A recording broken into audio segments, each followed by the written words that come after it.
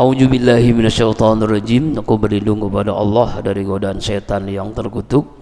Bismillahirrahmanirrahim. Dengan nama Allah yang Maha Pengasih lagi Maha Penyayang. Surah Al-Asr, salah satu surah terpendek dalam Al-Quran, diturunkan di kota Mekah atau Makkiyah. Surah ini ada peristiwa yang menarik, yaitu ketika Amr ibnu As menjadi delegasi untuk menjumpai nabi palsu Musailamah al-Kazzab. Ya, Amr ini masuk Islam, ya. Lalu ketika itu beliau menyampaikan kepada temannya namanya Musailamah al-Kazzab. Kenapa disebut al-Kazzab? Karena mengaku-ngaku sebagai nabi. Lalu Musailamah ini ngomong kepada Amr, apakah yang diturunkan kepada temanmu tuh? Lalu Amr menjawab bahwa telah diturunkan kepada Nabi Muhammad surat yang pendek, padat akan maknanya. Surat apa itu? Lalu Amr membaca wal asri innal insana lafi us ilal ladzina amanu wa amilus solihat wa tawassaw bil haqq wa tawassaw bis sabr. Maka Musailamah berpikir sejenak. Kemudian dia mengatakan, dia ngaku nabi kan, telah diturunkan juga kepadaku hal yang sama. Apakah itu? Musailamah mengatakan, ya wabr, ya wabr, innama anti uzunani wasor wasairuki habzun naqr. Apa artinya, Pak? Hai kelinci, sesungguhnya engkau hanyalah dua telinga dan dada, sedangkan anggota tubuhnya yang lain kecil mungil. Nah gitu.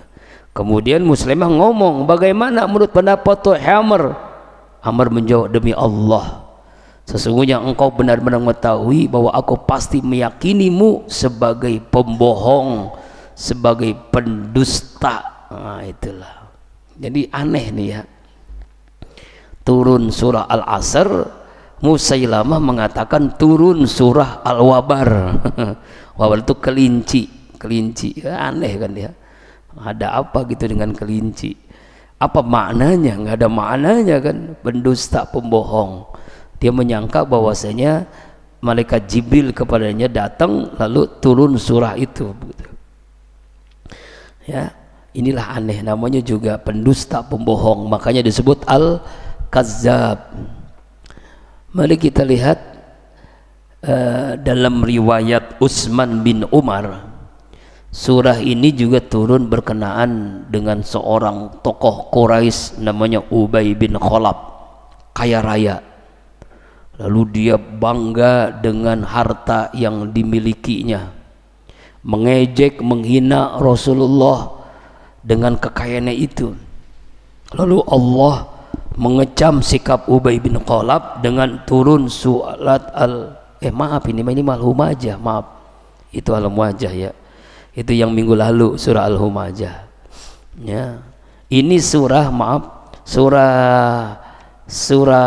Al-Asr ini sering dibaca oleh Rasulullah SAW ketika beliau selesai ngaji kayak kita nih.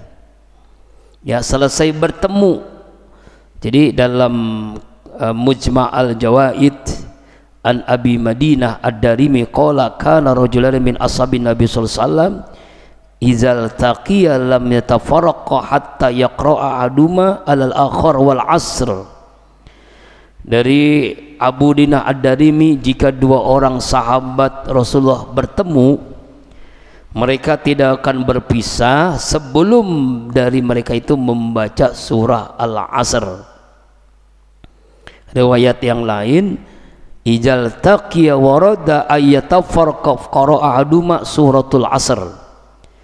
Ya, jika dua orang sahabat saling bertemu lalu mereka berpisah, maka mereka membaca surah Al-Asr. Ini saking pentingnya surah Al-Asr ini ya Pak ya. Ini surah yang luar biasa, surah ringkas padat, isinya mengandung makna yang luar biasa. Bahkan Imam Syafi'i mengungkapkan, seandainya semua umat Islam memikirkan isi kandungan surah Al-Asr, niscaya cukuplah petunjuk itu mencukupi mereka. Saking pentingnya surah Al-Asr. Surah Asr ini surah diturunkan ke-13 setelah turun surah Alam Nasrah, Al-Insyirah dan Al-Adiyat. Ini tentang keutamaan dan fadilah surah Al-Asr. Mari kita lihat kandungan maknanya. Wal asr, wal asr ad-dahru aw ma ba'da zawali ilal ghurubi aw salatil asr. Asr itu artinya zaman waktu yang dimulai tergelincirnya matahari hingga terbenamnya, yaitu waktu asar. Asar ini terambil dari kata as-soro, menekan sesuatu. I'sor, angin yang tekanannya memporak-porandakan. Asar, yaitu perjalanan matahari melampaui pertengahan dan menuju terbenamnya. Asar. Ya. Ada juga yang menerjemahkan asar ini dengan waktu, waktu masa, ya, dimana waktu asar itu waktu yang sangat singkat, ya, waktu. Nah, ada juga yang mengatakan asar ini adalah waktu secara umum. Allah bersumpah dengan waktu demi waktu. Ya, apalagi sebentar lagi ya Masehi berubah menjadi tahun 2025. Nah, makanya pernah dikatakan jangan kita terjebak oleh waktu. Allah memberikan waktu yang sama, ya kan? Orang yang sukses, orang yang gagal, orang yang kaya, orang yang miskin, siapapun manusia waktunya sama 24 jam. Tapi bagaimana dia memanage, mengelola waktu 24 jam itu bisa bermakna. Ada orang hidup 24 jam jangankan ngurus orang lain, ngurus diri sendiri pun tidak mampu. Tapi ada orang yang diberikan waktu yang sama, dia bisa memanfaatkan waktu itu, bahkan bisa memimpin sebuah negara, memimpin sebuah rakyat gitu ya. Ya, bisa memanage waktu, bisa mengelola waktu, padahal waktunya sama 24 jam dalam sehari, ya kan, 60 menit dalam 1 jam, 60 detik dalam 1 menit, sama, karena waktu itu modal utama. Sayyidina Ali pernah mengungkapkan, rezeki yang tidak diperoleh hari ini dapat diharapkan lebih daripada di hari nanti, tapi waktu yang berlalu tidak mungkin diharapkan kembali lagi. Itu waktu. Muhammad Abduh mengatakan, perbincangan yang membawa mereka kepada anggapan bahwa ada waktu sial itu tidak tahu mereka. Orang-orang jahiliyah menganggap waktu asar itu waktu sial, waktu dikutuk, waktu yang membuat orang ini waktu sial katanya. Dalam Al-Quran tidak ada yang mengatakan waktu sial. Waktu itu sama aja, nggak ada hari sial, nggak ada waktu sial. Waktu itu netral, waktu itu Allah yang memilikinya. Jadi tergantung Allah yang menentukan. Wal asr. Kita lihat dalam tafsir Ibnu Katsir, al-asr adalah zaman, masa manusia melakukan kebaikan atau keburukan, ya, makanya disebut al-asr, waktu, masa, waktu, zaman, detik demi detik. Almarhum menerjemahkan Ustadz Arifin ini al-asr demi detik, jadi demi detik, demi waktu asar. Innal insana lafi husrin, sesungguhnya manusia di dalam kerugian. Al jinsu fit tijaratihi, rugi di dalam usahanya, itu dalam tafsir Jalalain. Mari kita bahas sedikit demi sedikit tentang al-insan. Apa itu insan?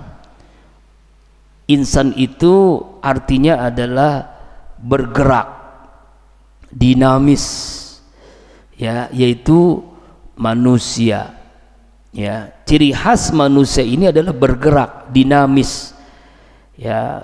Tapi seringkali mereka lupa bahwa manusia ini adalah al-insan, bergerak. Makanya nanti akhirnya jadi nisyan, pelupa, karena seringkali lupa. Manusia itu disebut al-insan, nisyanun, sering lupa. Insan itu bentuknya ma'rifat, artinya siapapun yang namanya manusia, baik dia muslim, mukmin, kafir, ya, munafik, zalim, itu namanya al-insan, manusia. Lafi husrin, husr memiliki arti rugi, celaka, sesat, lemah, tidak memiliki kemampuan, ya, itu namanya husrin. Sesungguhnya manusia dalam kerugian, siapapun dia, mau kaya, yang miskin, mau munafik, mau kafir, mau zalim, semuanya rugi. Makanya kalimatnya lafi, lafi itu artinya adalah sumpah, mengandung sumpah.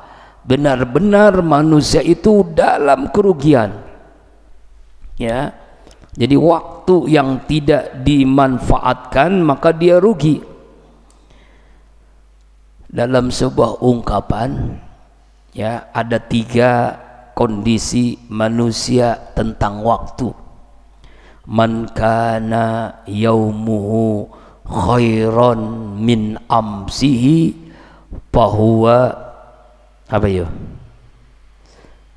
Bahwa siapa orang yang hari ini lebih baik daripada hari yang lalu, maka dia robihun, orang yang sukses, orang yang beruntung.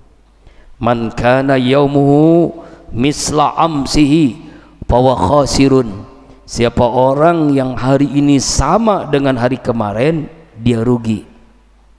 Man kana yaumuhu syarran mim amsi fahuwa mal'unun, siapa orang yang hari ini lebih buruk daripada hari kemarin, dia celaka.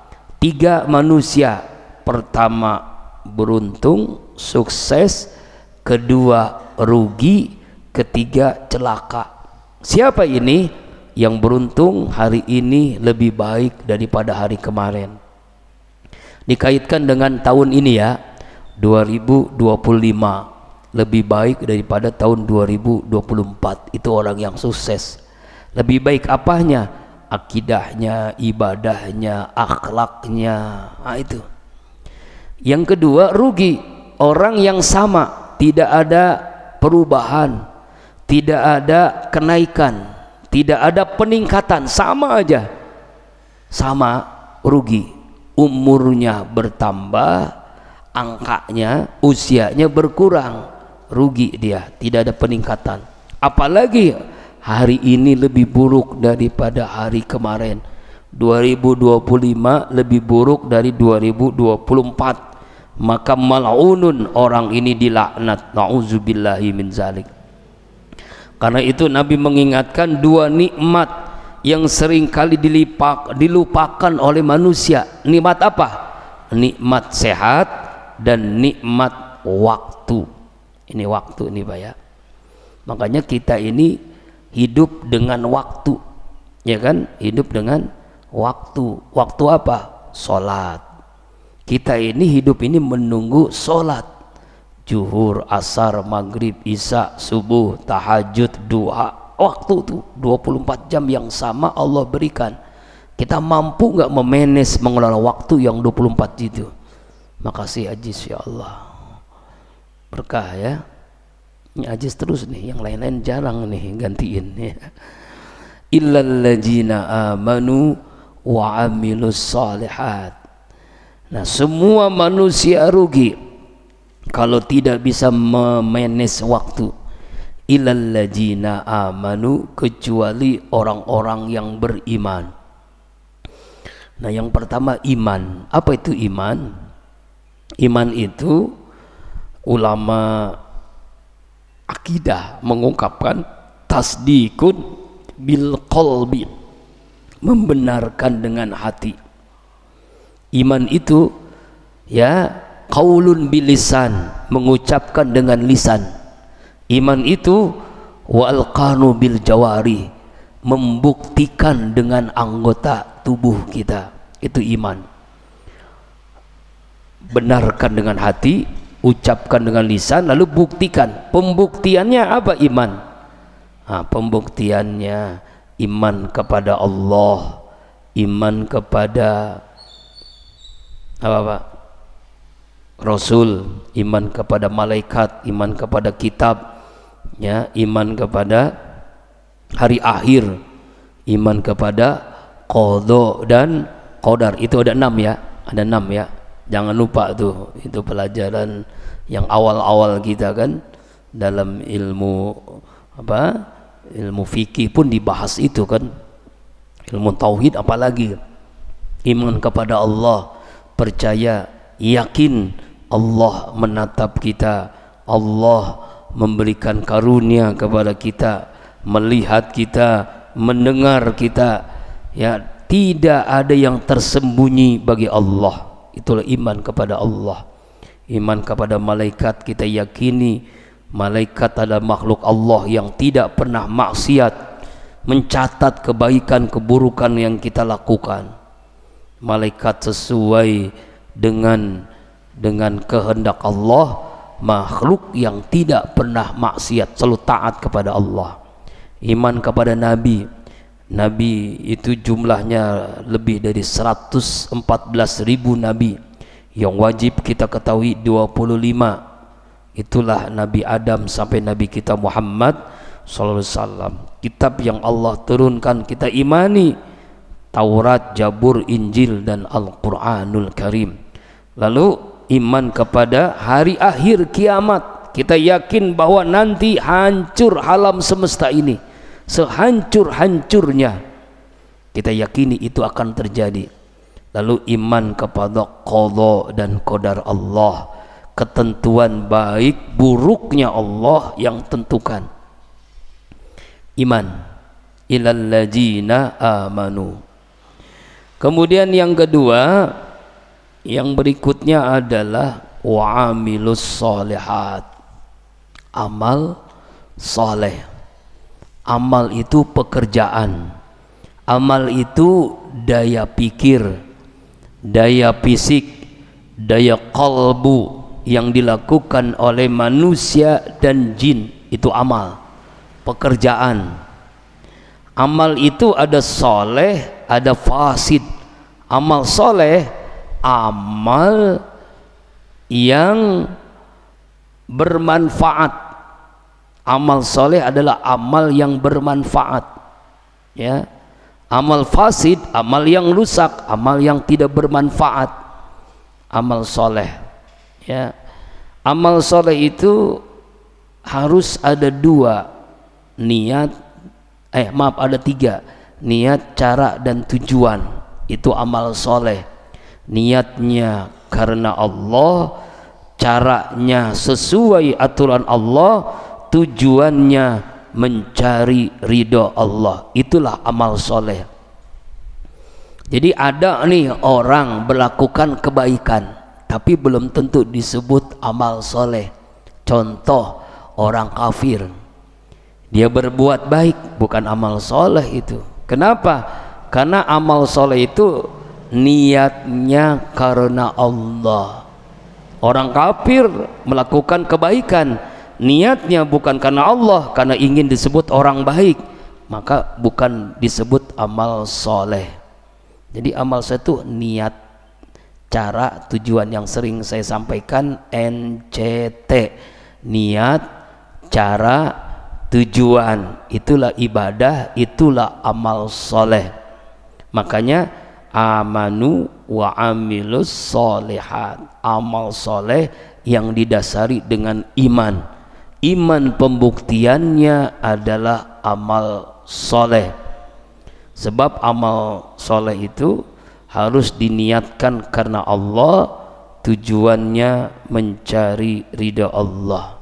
Sehingga Allah menyatakan inna la nudi ajra man ahsanu amala, sesungguhnya kami Allah tidak menyia-nyiakan orang yang selalu melakukan amal soleh, sekecil apapun amal soleh.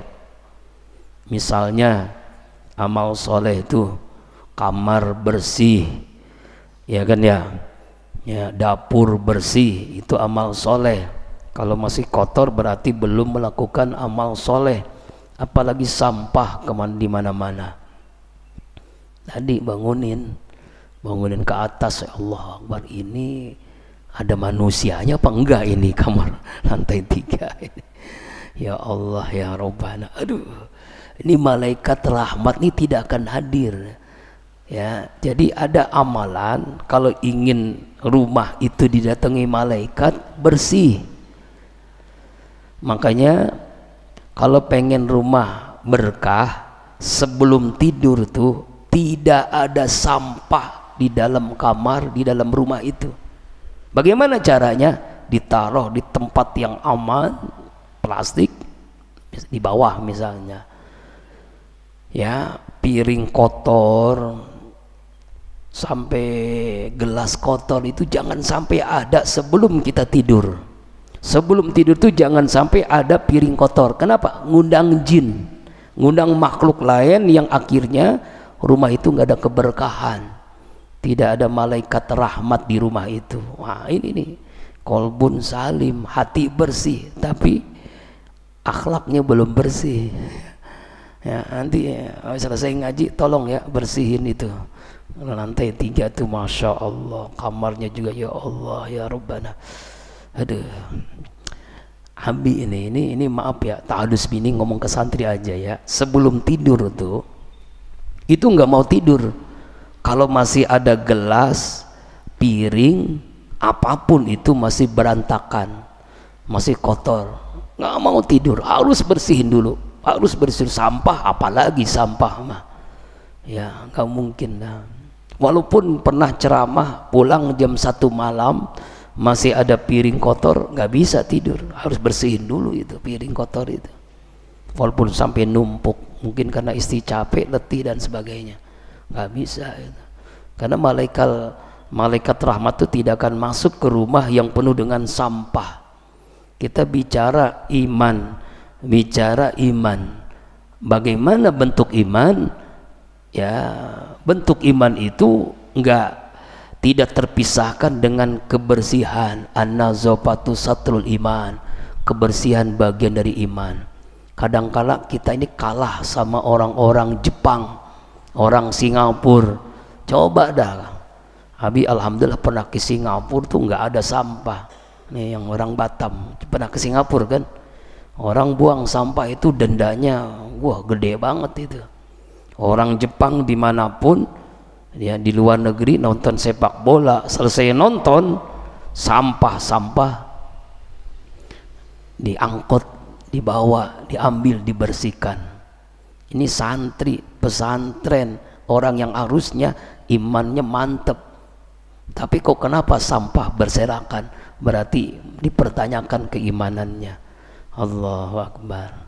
Ya, besok kalau melihat lagi nih, aduh harus bagaimana nih, kerja bakti ya habis ini ya, libur kan, libur sekolah kan, kuliah sekarang hari ini masih kuliah ya, iya sebelum kuliah ya bersihin ya, ya kamar-kamarnya bersihin, masuk jam 8 ya, iya, dari jam 6 sampai jam 8 2 jam, enggak sampai 2 jam lah kalau semuanya kerja, insya Allah bersih.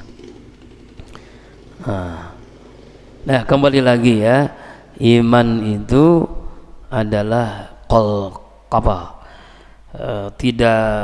tidak terpisahkan dengan amal soleh dengan iman. Makanya diuraikan di dalam tafsir Misbah ini luar biasa. Pak Quraisyab ini membahas tentang amanu wa amilus solihat, ya. Beliau menguraikan tentang masalah orang yang berkurban. Jadi kurban itu bukan masalah kambing yang besar, sapi yang besar, yang banyak berkurbannya. Tolak ukur Allah itu bukan dilihat banyaknya sapi, banyaknya kambing. Tolak ukurnya adalah la yanalallaha luhumuha wala dimauha walakin yanalu taqwa minkum.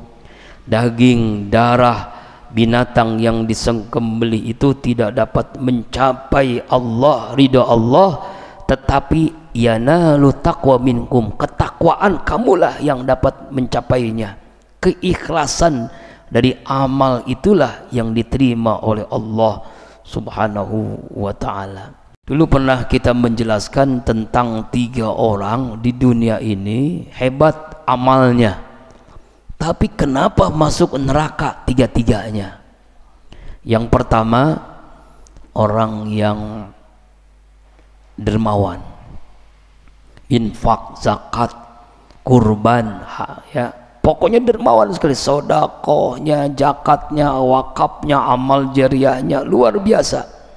Tapi di neraka dia protes, ya Allah ya Rabbana, kenapa saya di neraka padahal waktu di dunia zakat, infak, sedekah, wakaf, amal jariah saya berikan. Apa kata Allah? Kadzabta, kau dusta, kau bohong. Yang kamu lakukan bukan karena aku, tapi ingin disebut dermawan. Tempatmu di neraka bukan di surga. Yang kedua, ulama, kiai, ustadz, ajengan, habib di neraka. Dia protes, ya Allah kenapa saya di neraka padahal waktu di dunia saya belajar, saya menuntut ilmu, saya ajarkan ilmu itu, tapi kenapa saya neraka? Apa kata Allah? Kadzabta, kau dusta, kau bohong. Yang kamu lakukan bukan karena aku, tapi ingin disebut alim, ingin disebut kiai, ingin disebut ustadz. Nah ini nih, ini nyinggung pribadi nih ya.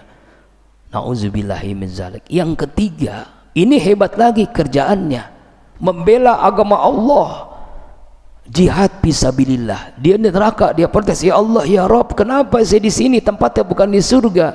Kadzabta, kau dusta, kau bohong. Yang kamu lakukan bukan karenaku, tapi ingin disebut pahlawan, pejuang kemerdekaan, bukan karena Allah.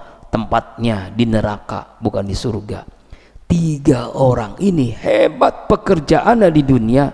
Kenapa 3-3 ini di neraka?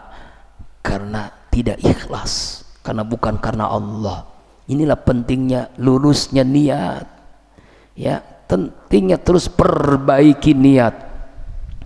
Ya ayyuhalladzina amanu la tubtilu shadaqatikum bil manni wal aza kalladzi yunfiqu malahu ria'an nas wala yu'minu billahi wal yaumil akhir kamasali pamasaluhu kamasafwanin alaihi turabun fasaba wabilun fatalau kausalda la yaqdiruna ala syai'in mimma kasabu wallahu la yahdil qaumal kafirin. Hai orang-orang yang beriman, janganlah kamu membatalkan sedekahmu dengan mengungkit-ungkit sedekah. Ngungkit-ngungkit ini bukan, kalau bukan karena gua nih, ini nggak mungkin ada masjid.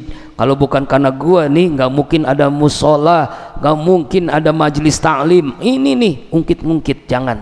Jangan kamu batalkan infak sedekahmu dengan ungkit-ungkit. Lalu jangan mengganggu, menyakiti perasaan orang yang menerima sedekahmu. Ini sama aja seperti orang yang berinfak, bersedekah, karena ingin dilihat manusia dan dia tidak beriman kepada Allah, beriman kepada akhir. Maka keadaan seorang ini seperti batu licin yang di atasnya ada tanah, lalu batu itu ditimpa hujan yang sangat sangat lebat. Maka apa yang terjadi? Ya, menjadi bersih, tidak ada tanah lagi. Itulah karena tidak ikhlas. Na'udzubillahi min zalik. Jadi amal soleh, amal yang dilakukan karena Allah, mencari ridha Allah, ikhlas. Nah kemudian yang paling penting adalah ya, amal itu ganjarannya bukan di dunia. Misalnya ada orang rajin duha, rezekinya lancar, rajin sedekah, utangnya lunas. Ini hanya apa ya, perskot saja. Jangan jadi sandaran kita beramal untuk dunia, jangan. Jadi beramallah untuk akhirat, untuk ridha Allah, untuk Allah. Jadi bukan karena dunia. Kalau karena dunia, ya orang kaya itu kan banyak orang yang kafir. Kalau seandainya dunia ini mulia di hadapan Allah, mungkin orang kafir nggak ada yang kaya.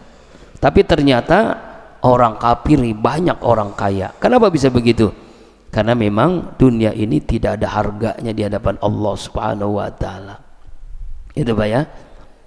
Ya ini ilal ladzina amanu. Kemudian yang ketiga, ayat yang ketiga. Masih ayat yang kedua, la fi husrin ilal ladzina amanu wa amilus solihat. Ini ayat yang ketiga masih ya. Wa tawassau bil haqq. Awsau ba'dum ba'da bil haqq ayil iman. Saling memberikan wasiat. Makanya sekarang sudah menjadi kalimat umum tausiyah. Ini asal katanya tawasau bil haq, tawasau bis sob, saling memberikan nasihat, wasiat. Wasiat itu adalah apa ya?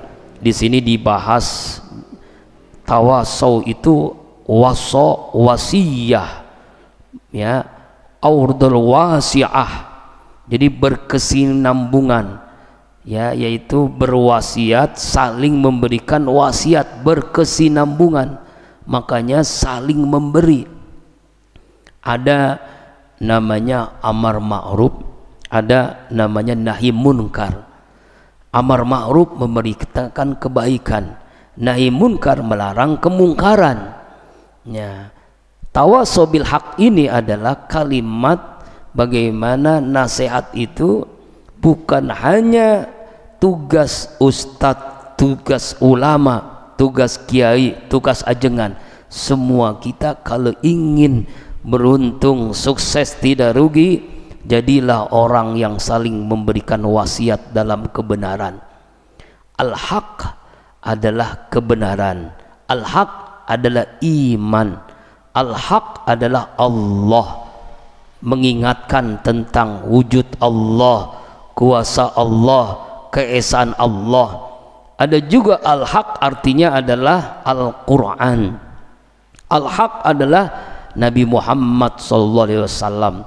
Fakhruddin Ar-Razi mengungkapkan al-haq adalah sesuatu yang mantap, yaitu ajaran agama yang benar, petunjuk akal yang pasti, pandangan mata yang mantap. Al-haq. Makanya ketika sholat tahajud, doanya itu apa? Antal haq wa wa'duka haq wa qauluka haq wal jannatu haq wan naru haq. Hak itu kebenaran, mantap, tidak berubah, itu hak. Ya, ada juga yang menjelaskan dalam tafsir bahwa yang dimaksud dengan hak adalah seseorang berkewajiban untuk mendengarkan kebenaran dari orang lain dan mengajarkannya. Makanya tawasau, saling memberi. Bisa jadi hari ini dia menyampaikan, besok dia mendapatkan, dia menerima, dia mendengarkan. Makanya dua hal yang tidak terpisahkan, saling Tawassaw bil haq. Tawassaw bil haq itu saling memberikan nasihat kebenaran, saling memberikan bahwasanya Allah itu maha segala-galanya. Mari kita lihat juga dalam tafsir Ibnu Katsir, yaitu tawassaw bil haq adalah menasehati agar mentaati, meninggalkan menunaikan perintah Allah dan meninggalkan semua larangan Allah.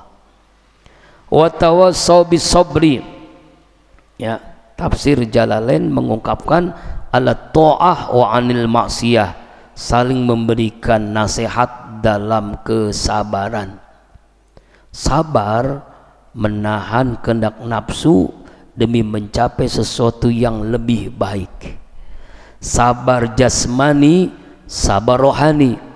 Sabar jasmani adalah menerima, melaksanakan perintah Allah, melibatkan semua anggota tubuh ini.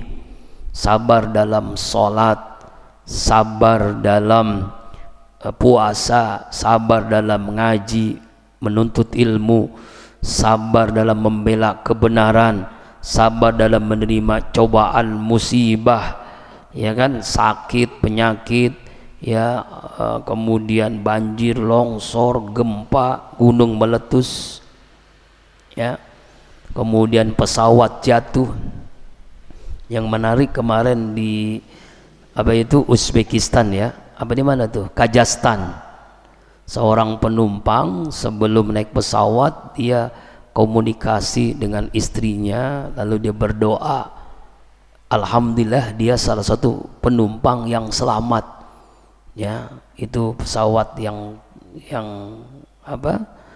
turun meledak. Kemudian kalau yang di Korea semuanya meninggal, ya, semuanya mati itu. Nauzubillahi min dzalik. Makanya kalau lihat pesawat yang jatuh, kita kalau naik pesawat kayaknya ngeri-ngeri sedap, ya. Kelihatannya bangga naik pesawat, tapi kalau udah di atas ngeri gitu, ya, khawatir. Ya, itulah, udah pasrah saja. Bismillahi tawakkaltu ala Allah. Sabar jasmani. Sabar rohani adalah kemampuan menahan kehendak nafsu, kemampuan menahan marah, kemampuan menahan emosi, kemampuan menahan nafsu seksual, ya kan. Makanya ketika seseorang yang tidak mampu menahan nafsu, apa kata Nabi? Asyam. Ya ma'syarus sabab, wahai para pemuda, jika kalian, ya, ingin melakukan nikahlah, kalau tidak mampu, ya, puasalah. Fa'ila yastati pasyam. Jika nggak mampu kamu menahan nafsu, puasa. Dengan puasa insya Allah terkendali. Senin Kamis, ya, masih juga nggak kuat nih, pengen juga dengan perempuan, puasa Daud, ya kan, ya, masih juga, ya, setiap hari aja puasa. Insya Allah tidak menahan nafsu karena. Nah, sabar ini pernah kita ungkapkan dalam surah Al-Baqarah 155. Wa basyiris sabirin alladziina idza asabatum musibah qalu inna lillahi wa inna ilaihi rajiun. Berikan kabar gembira kepada hamba Allah yang sabar ketika tertimpa musibah. Mereka berkata, inna lillahi wa inna ilaihi rajiun. Kami dari Allah, kami kembali kepada Allah. Sabar itu tidak ada batasnya. Seringkali orang ngomong begitu. Ternyata memang tidak ada batasnya sabar, karena Allah berikan pahala tidak terbatas untuk orang yang sabar.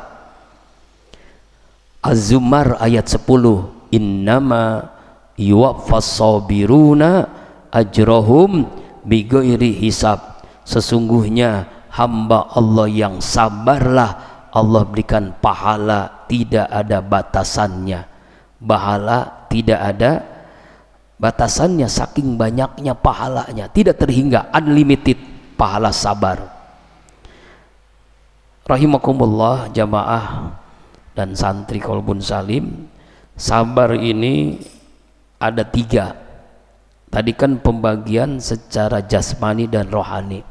Sekarang sabar pembagiannya ada 3. Sabar dalam taat menjalankan perintah Allah. Yang kedua, sabar dalam menjauhi larangan Allah. Yang ketiga, sabar dalam menghadapi masalah hidup, musibah, bencana, kekurangan, ya, pangan, kemudian kesulitan rezeki, hutang banyak, sabar. Makanya sabar ini pahalanya tidak terhingga. Ada orang mampu sabar dalam taat, tapi belum tentu sabar dalam menjauhi larangan Allah. Ada yang sabar menjalankan Allah, tapi ketika tertimpa musibah tidak mampu sabar. Makanya kalimatnya tawassaw bis sabri, saling memberikan nasihat, wasiat dalam kesabaran. Bisa jadi hari ini dia sabar, besok nggak sabar. Makanya ada yang berikan nasihat, istrinya, keluarganya, gurunya, muridnya, bisa jadi. Jadi makanya pentingnya kita perlu tawassaw bil haq, tawassaw bis sabri. Kemudian ada juga dalam Al-Quran namanya tawassaw bil marhamah. Dalam ayat lain itu saling memberikan nasihat dalam kasih sayang, marhamah. Jadi ada 3 nasihat, tawassaw bil haq, tawassaw bis sabr, tawassaw bil marhamah. Ini dalam Al-Quran, dalam surah yang lain, ya, begitu ya. Kesimpulannya surah Al-Asr, nah ya, yang kita simpulkan pertama tentang masalah waktu. Bagaimana kita menjadi hamba Allah yang bisa memanage waktu. Hidup ini kan menunggu sholat, dari sholat ke sholat, zuhur, asar, maghrib, isya, subuh, tahajud, duha, itu waktu, ya kan? Bagaimana kita hidup ini jangan sampai tidak bisa memanage, mengelola waktu. Ada waktunya kita istirahat, ada waktunya kita beraktivitas. Jadi jangan sampai waktu istirahat kita manfaatkan untuk aktivitas, waktu aktivitas kita gunakan untuk istirahat. Ini salah dalam memanage waktu, mengelola waktu. 2 nikmat yang sering dilahirkan manusia, nikmat sehat dan nikmat waktu.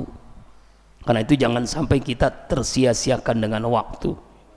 Ya, ada yang rugi, ada yang beruntung, ada yang sukses. Nah, Al-Quran menyebutkan wal asri, demi waktu asar. Ya, manusia itu rugi kecuali 4 yang dia miliki. Pertama, iman. Yang kedua, amal soleh. Yang ketiga, saling memberikan nasihat, dakwah dalam kebenaran, saling memberikan nasihat, dakwah dalam kesabaran. Itu kita lakukan, yakinilah kita termasuk orang yang sukses dunia dan akhirat. Mudah-mudahan tafsir surah Al-Asr ini masuk ke dalam relung hati kita. Kita menjadi hamba Allah yang sukses, tidak rugi, lafi husrin. Kalau tidak ada 4 ini, maka kita termasuk orang yang rugi dunia dan akhirat. Na'udzubillah min zalik. Insyaallah minggu depan surah At-Takatsur, alhaakumut takasur.